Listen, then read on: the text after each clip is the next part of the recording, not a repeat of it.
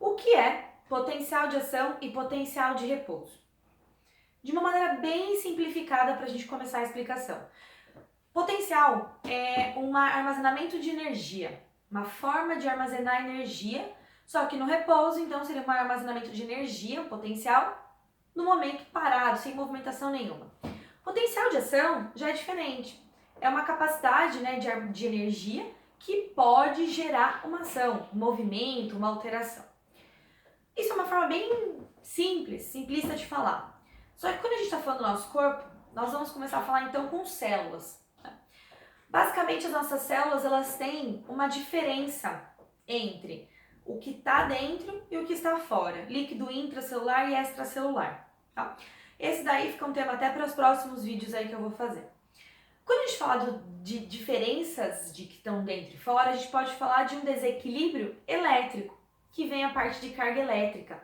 Então eu desenhei aqui para vocês até a diferença que a gente geralmente tem no nosso corpo entre dentro e fora das células.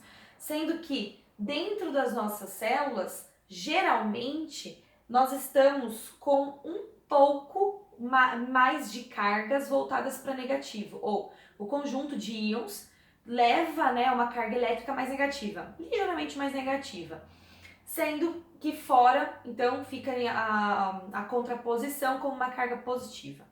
Muito bem, então isso é o normal. Geralmente essa diferença, esse diferencial elétrico, está em torno de menos 70 milivolts. Nesse caso aqui eu desenhei para vocês, são 3 neurônios. Sim, galera, são neurônios, acreditem, imaginem.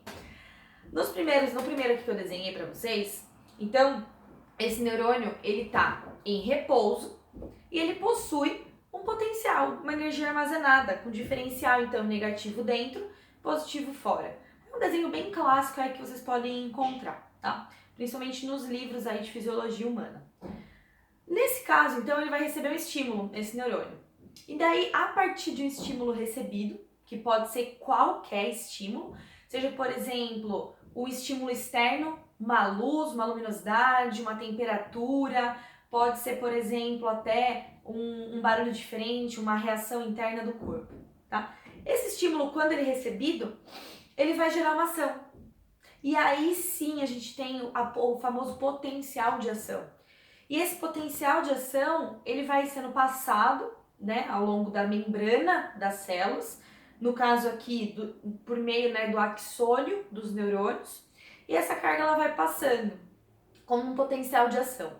Nos neurônios, esse potencial de ação, a gente vê isso como uma passagem de informações, seja ela qual for. E aí, essa troca de cargas, né, vai acontecer para que de fato a ação seja passada.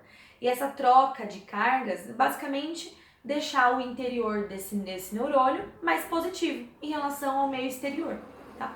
Como que isso acontece? Eu já coloquei aqui no desenho de forma bem básica, que acontece a entrada de íon sódio, Na aqui mais, positivo, e depois, né, num segundo momento, vai ter a saída de potássio. Já adianto nesse vídeo, tá, que esse potencial de ação, ele gera uma despolarização dessa membrana, certo? Então, para que o estímulo ou essa ação, informação seja passada pela membrana, essa membrana tem que ser despolarizada, que é essa troca de cargas elétricas por meio da troca de íons, ok? Bom, há diferenças, né? As diferenças entre o que está dentro e o que está fora da célula, quais são os íons, como que isso acontece com mais detalhes, eu deixo para os próximos vídeos. Por enquanto, alguma dúvida aí em casa? Qualquer coisa deixe nos comentários que eu respondo depois. Legal? Até a próxima. Tchau!